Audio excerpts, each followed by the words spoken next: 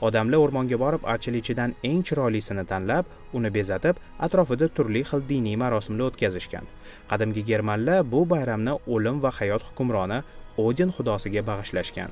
Lekin xristianlikning paydo bo'lishi va nemis xalqi orasida keng tarqalishi bilan archa nafaqat Rojdestvo, balki Yangi yil bayramini ham atributiga aylangan.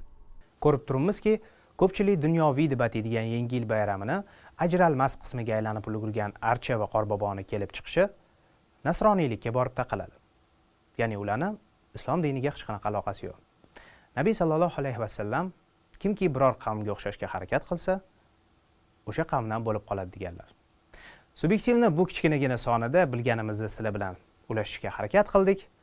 Xulosa har kim o'zidan. Agar video yoqqan bo'lsa, albatta like bosing, kanalimizga obuna bo'ling va oldinda sizni juda ham qiziqarli kontent kutyapti.